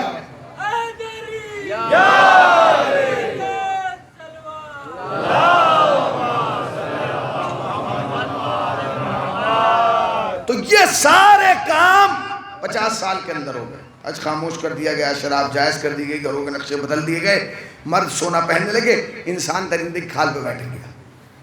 ایک دن عمر عاص کو بلایا یزید کے باپ نے, ادھر آؤ میں تمہیں کچھ دکھانا چاہتا ہوں. اس نے کہا جی نوکر ہوں, دکھائیے. یہ سب دیکھو جو میں نے. اس نے کہا کیا لشکر دیکھ رہا ہوں, یہ میں نے تیار کیا. خوش ہو گیا, نوکر تھا کیا کرتا. حضور کہنے کے لیے تیار کیا کریں گے, بس دل میں ایک ہی ارمان ہے. وہ ارمان بتائیے تاکہ اسے پورا کیا جائے. کہ بس ایک ارمان ہے کہ اس سے پہلے کہ زندگی ساتھ چھوڑ کے جائے, ایک بار علی سے آر پار کی ہو جائے. علی سے کیا ہو جائے؟ آر. اچھا عمر عاص تو ایک چالاک آدمی تھا. اس نے بادشاہ کا منہ دیکھا. اس نے کہا شکل کیا دیکھ رہا ہے؟ اس نے کہا حضور آپ کے جذبات کو سلام ہے, آپ آر پار کی بات کر رہے ہیں, پہلے آر آر کی کر لیجئے, پار کی تو بعد میں دیکھی جائے گی. کہا کیا مطلب؟ کہا حضور آپ کیا سمجھ رہے ہیں, یہ جو لشکر آپ نے تیار کیا ہے یہ سب علی کو ہرا دیں گے, علی کے مقابلے پہ آ جائیں گے. کہا کیوں نہیں آئیں گے؟ کہنے گے آپ کو پتہ نہیں, علی جتنے بڑے بہادر اور شجاع ہیں اتنے ہی بڑے خطیب ہیں. جب گھوڑے کی زین کے منبر پہ بیٹھ کے علی ایک بار کہیں گے نا انا علی ابن ابی طالب, تو یہ جتنے تم نے تیار کیے آدھے تو وہ ہوں گے جو اپنے گھر جا کے رکیں گے, آدھے وہ ہوں گے جو وہیں بیٹھ جائیں گے, اور آدھے وہ ہوں گے جو علی کے پاس جا کے کہیں گے مولا ہمیں تو پتہ ہی نہیں کہ ہمیں لایا کیوں گیا. اس نے کہا آپ اس کا مطلب ہمیں بے وقوف سمجھتے ہیں. اس نے کہا حضور اس میں سمجھنے کی کیا بات ہے؟ کیا مطلب آپ ہمیں بے وقوف سمجھ رہے ہیں؟ کہ نہیں بتائیے. کہنے لگے اس بار علی چاہے جتنی لمبی تقریر کر لیں, ان میں سے نہ کوئی بھاگے گا, نہ جھکے گا, نہ رکے گا, نہ دوڑے گا. کہا کیوں؟ کہ آپ کو پتہ ہی نہیں ہے, میں نے انہیں کرائے پہ نہیں بلایا, پھر میں نے انہیں پالا ہے, انہیں 6 مہینے سے کھلا رہا ہوں. کہا تو اس کا مطلب کیا ہے؟ کہنے کہ میں نے نبی سے سنا ہے کہ علی کی بات سب کی سمجھ میں آتی ہے, بس اس کی نہیں آتی جس کا لقمہ حرام ہو. آپ نے غور ہی نہیں کیا, علی کا سب سے بڑا دشمن ہے مگر مزاج بتا رہا ہے کہ علی کی بات اس کی سمجھ میں نہیں آتی کہ جس کا لقمہ حرام ہو. اب پوری تاریخ پڑھ کے چلے جائیے گا اور اپنے زمانے میں دیکھ لیجئے گا, جس کی سمجھ میں علی کی بات نہ آئے, جس کی سمجھ میں علی کی ذات نہ آئے, جس کی سمجھ میں علی کے فضائل نہ آئے, جس کی سمجھ میں علی کے کمالات نہ آئے, جس کی سمجھ میں علی کی شان نہ آئے, جس کی سمجھ میں علی کا وجود نہ آئے, جس کی سمجھ میں علی کی عظمت نہ آئے, سمجھ لو یا لقمہ حرام ہے یا نطفہ حرام ہے.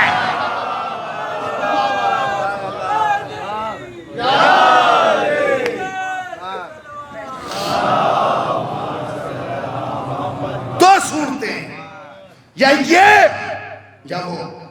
کہ پھر کہیں ان میں سے کوئی نہیں بھاگے گا, نہ دوڑیں گے, یہی ہیں, کہیں نہیں جائیں گے. اچھا انہیں بولنے کا ہوکا تھا, ایڈوائس دے دی انہوں نے فوراً رائے.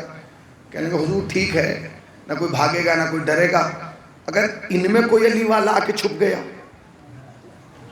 پھر کیا ہوگا؟ اس نے کہا یہ تو میں نے سوچا ہی نہیں, یہ تو نے مجھے رائے دی ہے, تو پھر آپ کیا کریں گے؟ کہنے گے مجھے کیا کرنا, تو جاؤ ڈھونڈ کے لائن میں کون علی والا ہے. کون علی والا ہے, یہ تو بڑا مشکل کام ہوتا ہے نا.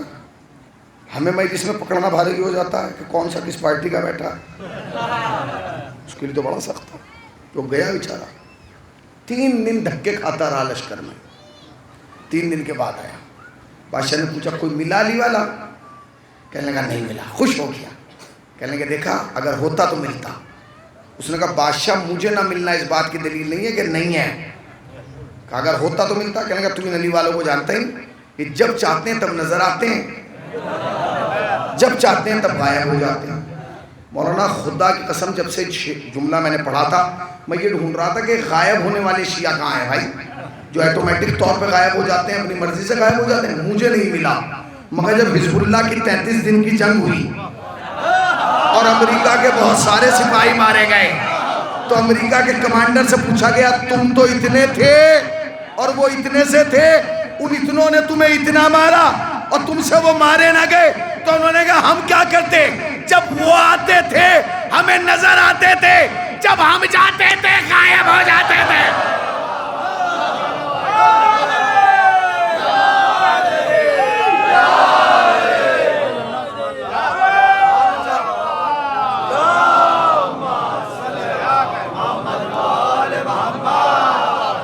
جب وہ آتے تھے نظر آتے تھے, جب ہم جاتے تھے غائب ہو جاتے تھے.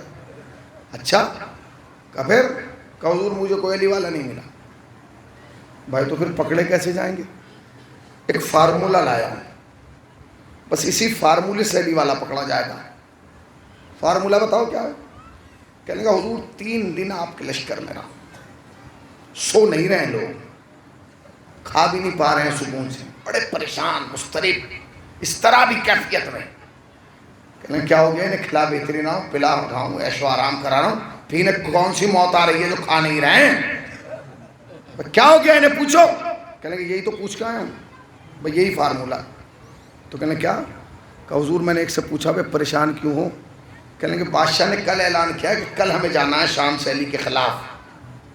تو کہنے کیا اس لیے پریشان ہے؟ علی کے کہنے نہیں, انہیں اس سے کوئی پرابلم نہیں, مشکل یہ ہے کہ کل ہے بدھ, پرسوں ہے جمعہ. یہ سوچ سوچ کے پریشان ہے کہ اگر کل گئے تو پرسوں بدھ کا جمعے کا کیا ہوگا, جمعے کا کیا ہوگا.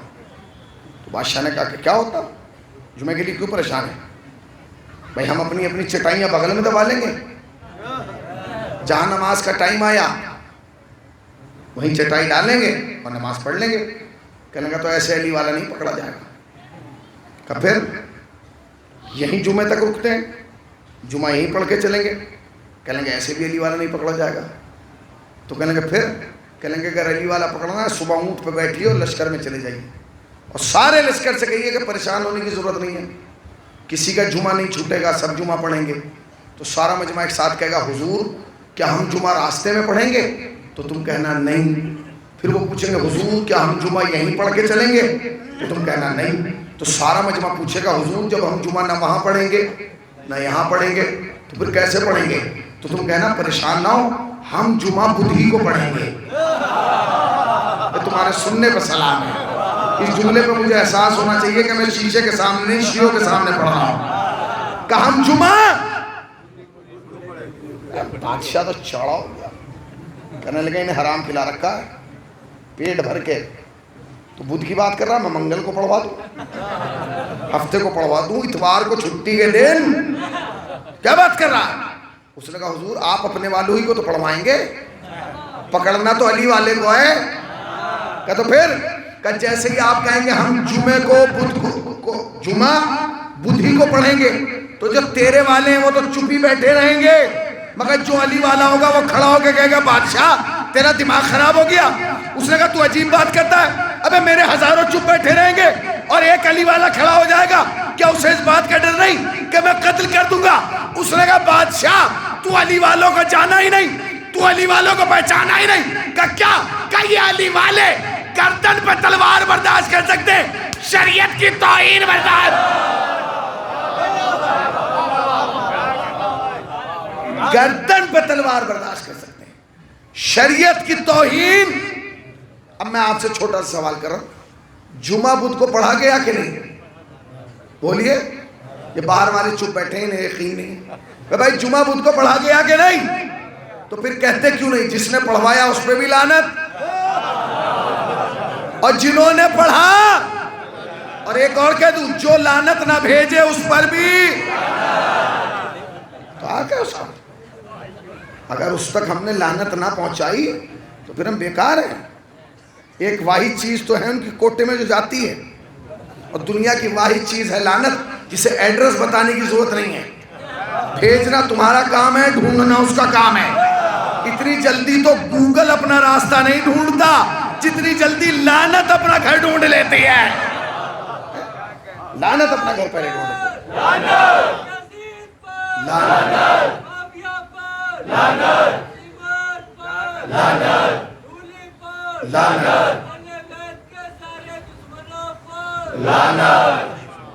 ٹھیک ہے، اب بھائی جمعہ بدھ کو پڑھا دیا۔ یہ وہ تاریخ کا حساس موڑ تھا کہ حج خاموش کر دیا گیا، شراب جائز کر دی گئی، گھروں کے نقشے بدل دیے گئے، مرد سونا پہننے لگے، انسان درندی کھال پہ بیٹھ گیا، جمعہ بدھ کو پڑھا دیا گیا۔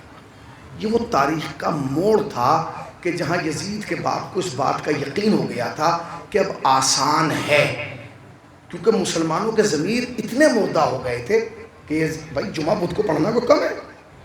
اب آسان تھا کہ ان کے سروں پر یزید جیسا شخص مسلط کر دیا جائے، اور اس نے وہی کیا کہ یزید جیسے کو حاکم بنا کے تخت پہ بٹھا دیا۔ یزید حاکم بن گئے۔ خواجہ حسنی نے 2 جملے لکھے، وہ سن لیجیے۔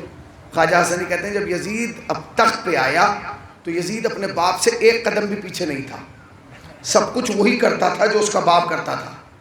اب اس جملے کی گہرائی بہت ہے، ہر چیز منبر سے نہیں واضح کی جاتی، مگر آپ سمجھ لیجیے کہ یزید سب کچھ وہی کرتا تھا جو اس کا باپ کرتا تھا، گھر کے اندر بھی وہی کرتا تھا، گھر کے باہر بھی وہی کرتا تھا۔ مگر خواجہ حسنی نے جو جملہ لکھا وہ سنیے، وہ کہتے ہیں یزید اپنے باپ سے 1 قدم پیچھے نہیں تھا مگر 2 قدم آگے نکل گیا۔ 2 قدم آگے کیسے نکلا؟ کہنے لگے اس کے نے وہ 2 کام کیے جو اس کے باپ نے نہیں کیے تھے۔ 2 کام کیا تھے؟ کہنے لگے ایک کام تو اس نے یہ کیا کہ علماء کا لباس پہنا کے بندروں کو منبر پر بٹھایا اور بلند ہستیوں کی طرف نسبت دی جو آئے تطہیر کی مصداق تھی۔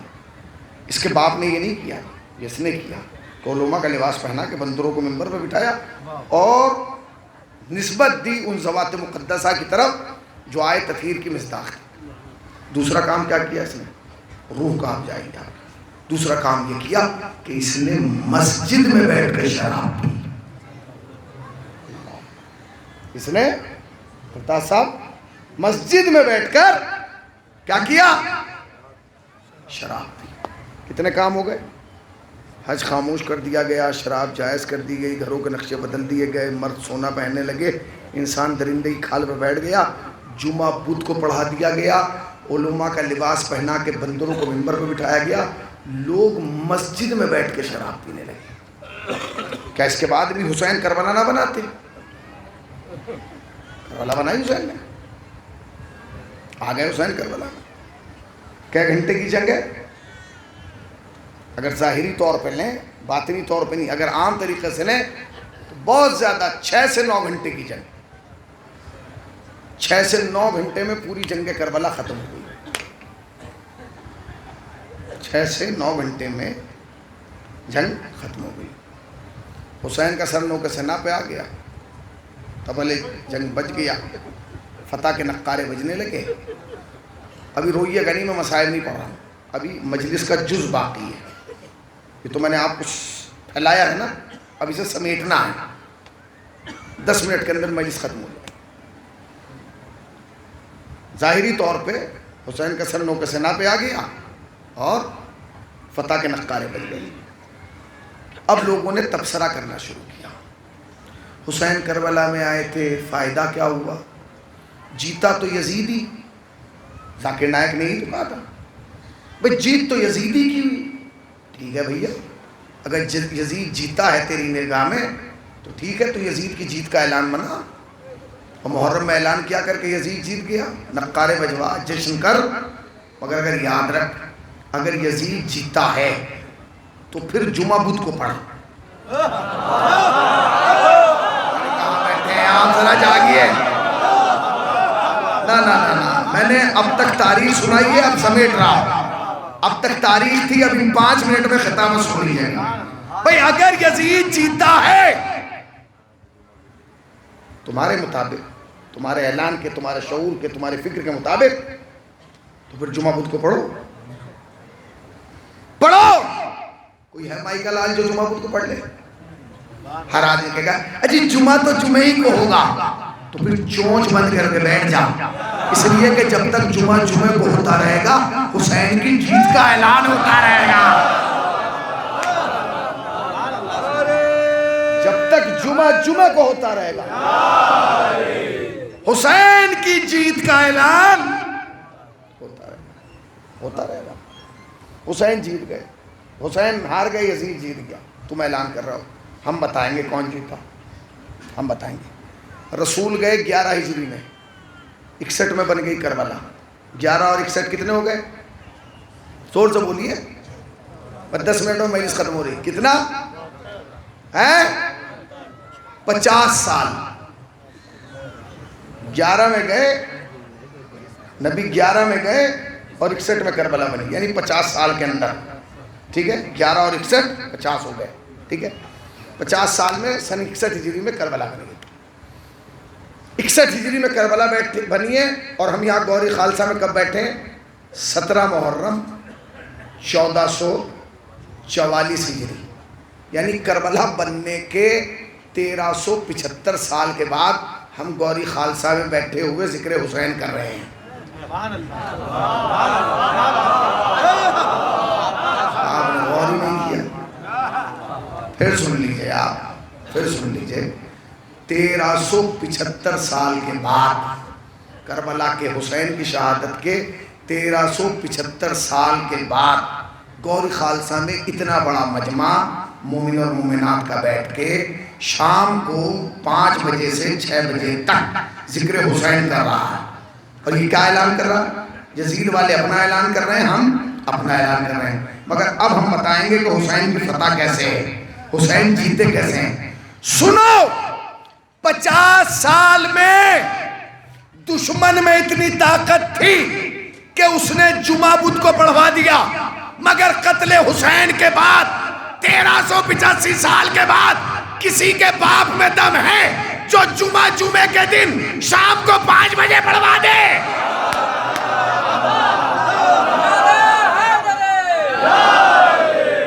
نا ایسے نہیں.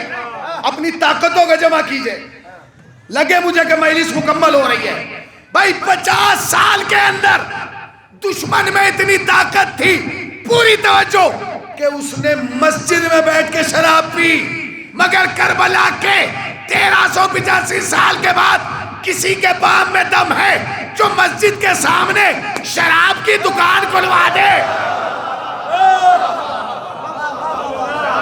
کھلوا دے گا؟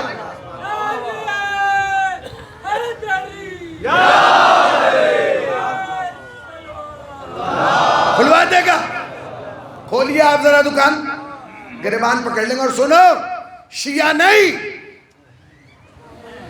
شیعوں کی شرط نہیں ہے کہ شیعہ اپنی مسجد کے سامنے نہیں کھلنے دے رہے. حنفی، مالکی، حنبلی، قادری، حد یہ ہو گئی جو شریف ہندو ہے نا وہ مندر کے سامنے دکان نہیں کھلنے دے رہے.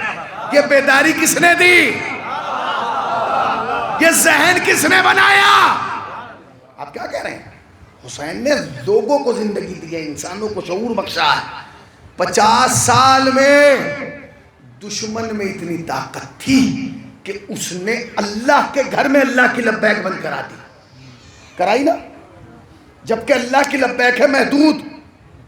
جو حج پہ گئے ہیں وہ بتائیں گے اللہ کی لبیک، اللہم لبیک کا نعرہ خالی کعبے میں لگتا ہے، کعبے کے باہر نہیں. مسجد نبوی میں کوئی نہیں ملے گا جو کرتا ہوا ملے اللہم لبیک. مسجد کوفہ میں نہیں ملے گا جو کہے اللہم لبیک. مسجد سہلہ میں نہیں ملے گا جو کہے اللہم لبیک. مسجد جمکران میں نہیں ملے گا جو کہے اللہم لبیک. ایک جگہ ہے کعبہ، بس اسی کے چکر کاٹتے اور کہتے لبیک. یعنی وہ محدود تھی. اس میں بھی انہوں نے اتنی طاقت دکھائی کہ اللہ کے گھر میں اللہ کی لبیک بند کرا دی. پوری توجہ. تو 50 سال میں دشمن میں اتنی طاقت تھی کہ اس نے اللہ کی لبیک بند کرا دی. مگر کربلا کے 1385 سال کے بعد کسی ماں نے وہ بیٹا پیدا کیا ہے جو حسین کی لبیک بند کرا دے؟ بھائی حسین کی لبیک بند کرا دے. جبکہ اللہ کی لبیک تھی محدود، حسین کی لبیک ہے لامحدود. مجلس میں حسین کی لبیک، محفل میں حسین کی لبیک، خوشی میں حسین کی لبیک، غم میں حسین کی لبیک، بچپن میں حسین کی لبیک، جوانی میں حسین کی لبیک، بڑھاپے میں حسین کی لبیک. اور اس لبیک یا حسین پہ ہمیں اتنا یقین ہے کہ آواز دے گا جب بھی ہمیں وقت کا حسین، قبروں سے ہم پکاریں گے لبیک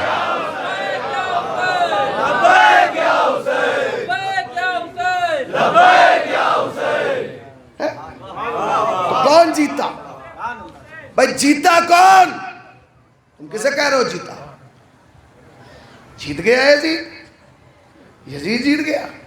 اگر یزید جیتا یہ کراؤ، مگر ہمارا حق ہے کہ ہم مسلمان بھائیوں سے ایک سوال کریں۔ اجازت ہے سوال کر لوں؟ بھائی اجازت ہے؟ میرا سارے مسلمان بھائیوں سے ہاتھ جوڑ کے بس ایک سوال ہے، ہمیں یہ تو بتاؤ کہ آپ نے اسلام کس سے لیا ہے؟ کس سے لیا ہے؟ ایک صاحب کو میں نے پکڑا، کہا لگا ہم تو نہیں بتائیں گے۔ ہم نے کہا ہم بغیر پوچھے جانے نہیں دیں گے، بتائیے کس سے لیا اسلام؟ کہنے لگے ہم نے تو حضرت امام ابو حنیفہ سے لیا۔ میں نے کہا شاباش۔ دوسرے کو پکڑا، کہنے لگے امام حنبل سے لیا۔ اس نے کہا امام مالک سے لیا۔ کیا کہنے میرے بھائیو، جس نے جس سے اسلام لیا اسے اس کا اسلام مبارک۔ اگر ہاتھ جوڑ کے ایک بات کہہ رہا ہوں، یہ چاروں امام تو کربلا کے 150 سال کے بعد ہیں۔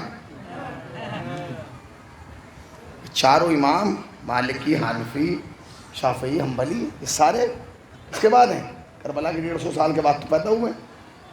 کربلا میں تو خالی 2 اسلام تھے، ایک حسین والا ایک یزید والا۔ آپ نے کس سے لیا؟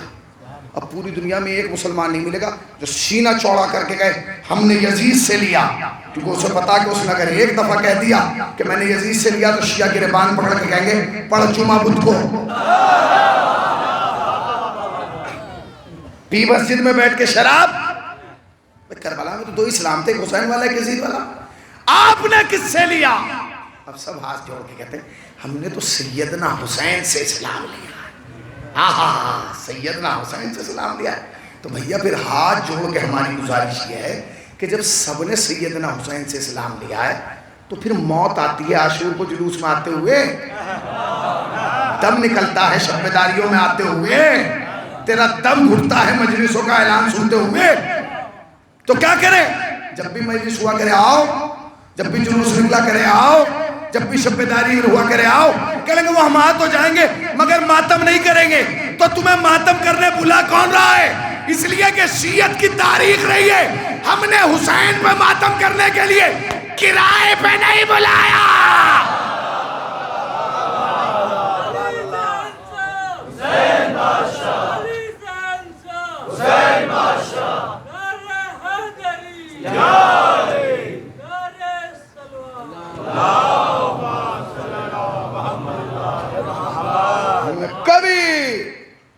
حسین پہ ماتم کرنے کے لیے کرائے پہ نہیں بلائے۔ ہم زیادہ ہوئے تو ہم نے کیا، ہم کم ہوئے۔ اگر ہم کسی کو حسین کی مجلس میں آنے سے روک نہیں سکتے، ہم کسی کو حسین کے دربار میں آنے سے روک نہیں سکتے، کسی کا اختیار ہے کہ روکتے نہیں۔ مجلس کا دروازہ کھلا ہے، درگاہ کا دروازہ کھلا ہے، امام بارگاہ کا دروازہ کھلا ہے۔ ہم کون ہیں اپنی امام بارگاہوں کے دروازے بند کرنے والے، جب حسین نے اپنی کربلا کا دروازہ کھلا رکھا ہے۔ پوری دنیا کے لوگ آتے نہیں اربعین پہ کربلا، بھئی آتے ہیں اس لیے کہ وہ جو خطہ کربلا ہے وہ کسی ملک کا حصہ نہیں ہے، وہ کسی شہر کا حصہ نہیں ہے، وہ کسی بستی کا حصہ نہیں ہے، وہ تو کربلا کا جو ہے وہ جنت کا حصہ ہے۔ یہی وجہ ہے میں اگر یہاں گوری خالصہ میں نیپال کا جھنڈا لے کے چلنے لگوں 1000 آدمی کہیں گے بھائی تو ہندوستان میں نیپال کا جھنڈا کیوں لہرا رہا، اور نیپال میں لے جا کے میں پاکستان کا جھنڈا لہرا دوں تو سوال پیدا ہوگا۔ یعنی ہر ملک میں اسی ملک کا جھنڈا لہرایا جاتا ہے، کسی اور ملک کا جھنڈا لہرا دیا جائے سوال پیدا ہوتا ہے کیوں لہرا رہا ہے۔ مگر اربعین پہ آپ جائیے ہر ملک والا اپنا جھنڈا لے کے جاتا ہے، مگر کوئی روکتا نہیں ہے کہ کیوں لے جا رہا ہے۔ نہیں غور کیا آپ نے یہ کیوں نہیں روکا جا رہا؟ اس لیے کہ ملکوں میں پابندی ہوتی ہے کہ ہمارے ملک میں غیر ملک کا جھنڈا نہ لائیں، مگر یہ حسین کی مملکت ہے، یہ سرحدوں سے باہر ہے۔ جو آ رہا ہے اپنے ملک کا جھنڈا لے کر، جو آ رہا ہے اپنے ملک کا پرچم لے کے آ رہا ہے، جو آ رہا ہے اپنی ایک پہچان لے کے آ رہا ہے، اور بتا رہا ہے کہ میں حسین پا فدا ہونے کے لیے، حسین پا قربان ہونے کے لیے اتنی دور سے آیا۔ آج 17 محرم آپ شب بیداری کے لیے آمادہ ہیں، اس کے بعد پھر ایک مجلس ہوگی اور اس کے بعد ماتم کا سلسلہ جاری ہو جائے گا۔ ایک جملہ کہنا چاہتا ہوں، آپ اپنی بستی میں ہیں، اپنے گھر میں ہیں، سکون سے مجلس سن رہے ہیں، مگر یہ سوچ کے سنیے گا کہ ہم تو بیٹھے ہیں مگر زینب اب بھی سفر میں ہے۔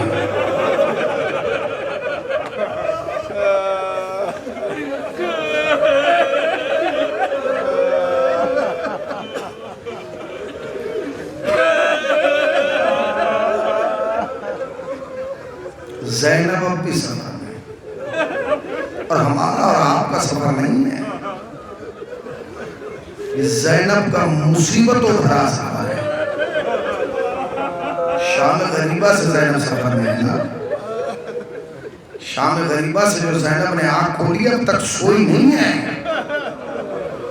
شام غریبہ میں جو سکینہ کی آنکھ کھلی ہے اب تک سوئی نہیں ہے، زینب سفر میں۔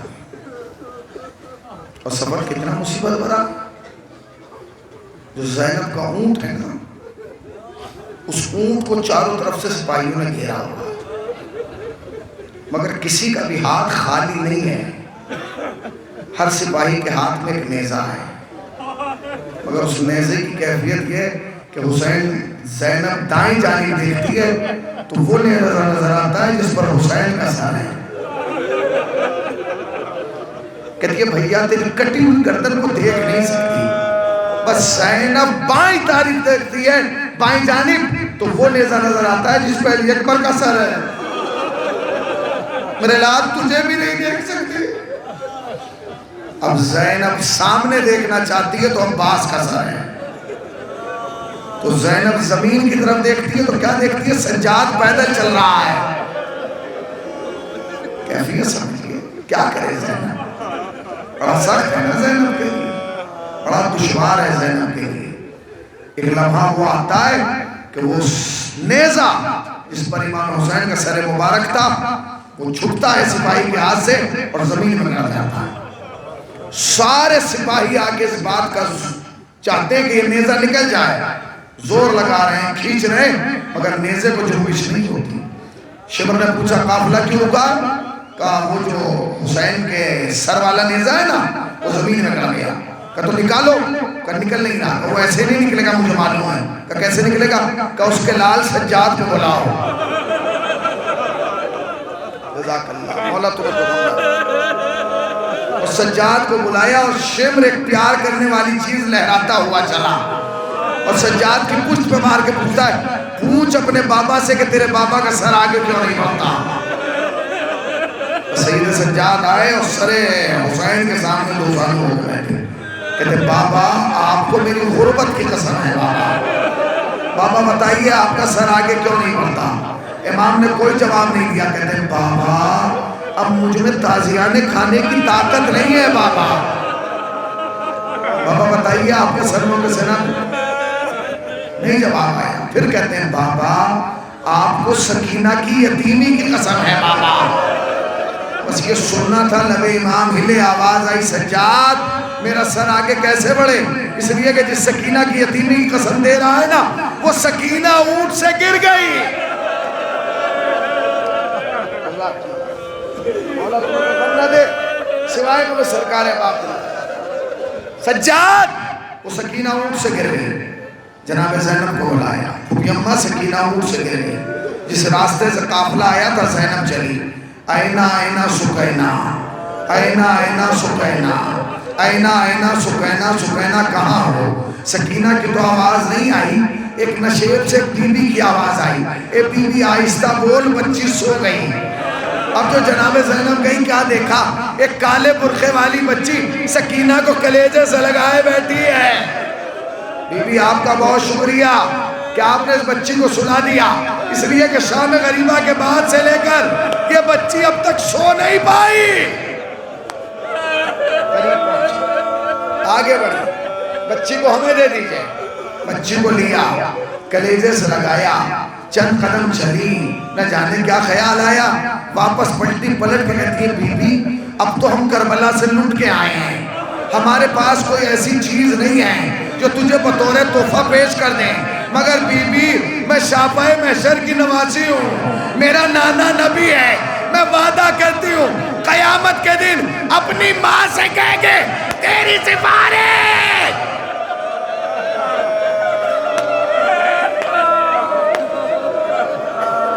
سفارش کرا دوں گی، سفارش کرا دوں گی۔ اچھا یہ ہے وہ بچی، یاد رکھنا خانوادہ اہل بیت میں اس بچی سے زیادہ پیار کسی کو نہیں ملا، یہ اتنی پیاری تھی کہ حسین سینے پر سلایا کرتے تھے، اتنی پیاری تھی۔ میں ایک روایت اور میں اسے رحمت تمام اسی بچی کے حوالے سے سن لیجیے، کہتے ہیں نا ایک روز شام کے زندان میں آدھی رات ڈھلنے کے بعد سکینہ اپنی جگہ سے اٹھی اور اٹھنے کے بعد قید خانے کو اس کونے میں آئی کہ جہاں سید سجاد ایک مٹی کے ڈھیلے پر سر رکھے ہوئے تھے اور آنکھیں بند تھیں، قریب آ کے بیٹھی اور ننھی ننھی انگلیاں بھائی کی زلفوں میں ڈالی، جیسے ہی زلفوں میں انگلیاں ڈالی سجاد نے آنکھیں کھولی، سکینہ کو بیٹھے ہوئے دیکھا، اٹھ کے بیٹھ گئے، بہن تم آئی ہو؟ کہا بھائی ہمیں بلا لیا ہوتا، بس ایک جملہ کہا بھائی آج بہن بن کے نہیں آئی، سوالی بن کے آئی ہوں، بھیا کچھ مانگنے آئی ہوں۔ سکینہ بتاؤ کیا مانگنا چاہتی ہوں؟ فرش عزا پہ بیٹھ کے دعا کرنا، جو چیز سکینہ نے سجاد سے مانگی کوئی بہن اپنے بھائی سے نہ مانگے، کہ بھیا مانگ لوں، کہ مانگو، کہ بھیا مانگ لوں، کہ مانگو، کہ بھیا بس اتنا چاہتی ہوں جب میں مر جاؤں مجھے نرم مٹی میں دفن کرنا۔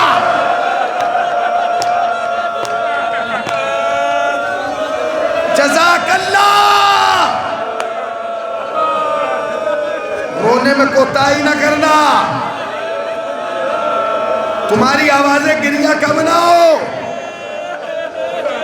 بھیا جب میں مر جاؤں تو مجھے نرم مٹی میں دفن کرنا۔ سکینہ کیوں میری بہن؟ بس ایک جواب دیا کہ لیکن بھیا سجاد نے اس سے پہلے کہ سکینہ جواب دیتی آسمان کی طرف دیکھ کے کہا سکینہ آدھی رات ہوئی کیا تم سوئی نہیں تھی؟ کہتی بھائی ایک بات بتاؤں؟ کہا سکینہ بتاؤ؟ کہتی بھیا میں شام غریبہ کے بعد کبھی سوئی نہیں۔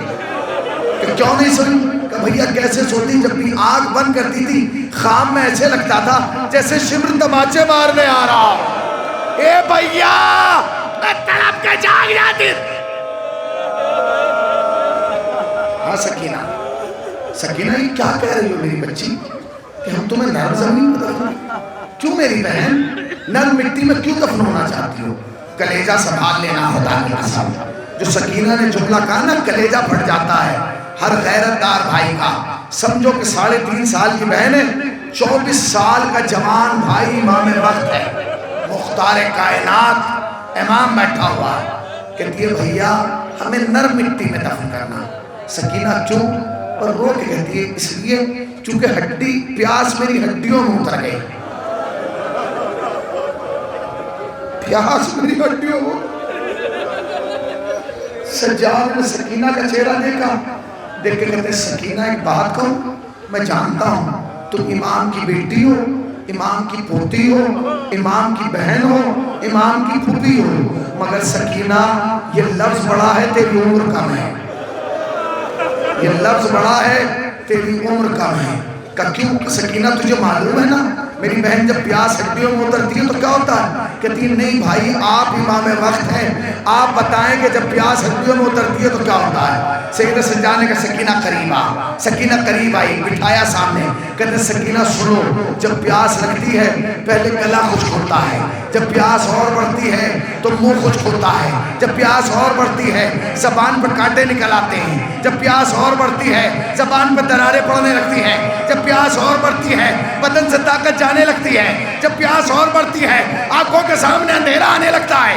جب پیاس اور بڑھتی ہے انسان دیواروں کا سہارا لے کے چلتا ہے. سکینہ جب پیاس ہڈیوں میں اترتی ہے میری بہن ہڈیاں خشک ہو جاتی ہیں, گوشت الگ لٹک جاتا ہے, ہڈی الگ. سکینہ اٹھی آستین الٹ گیا, بھیا دیکھ میری ہڈی الگ گوشت الگ. سجاد نے بائبل, اے میری بہن آجا.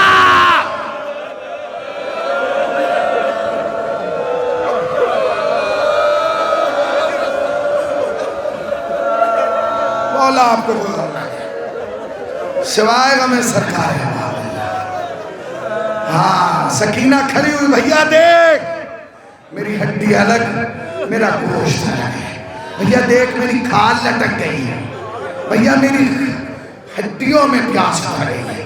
بھائی ایک جملہ سن لیجیے, جب مجلس ہوا کرے نا تو یہ سوچ کے رویا کرو کہ سیدہ کی کل عمر نا فاطمہ کی بیٹی, فاطمہ کی کل عمر 18 برس ہے. اپنا مرتبہ سمجھنا رونے کا, اپنی رونے کی عظمت کو سمجھنا اور رو لینا. 18 برس ہے رسول کی بیٹی کی عمر. 9 سال باپ کے گھر میں رہی, 9 سال علی کے گھر میں رہی.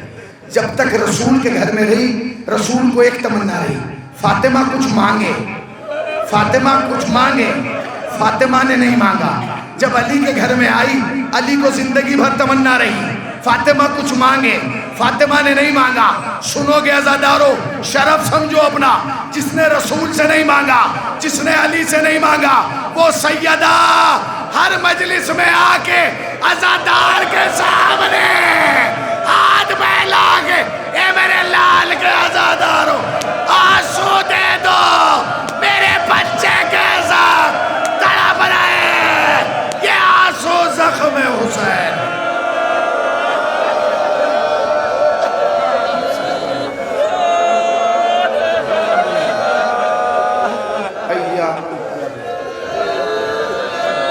ماتم حسین.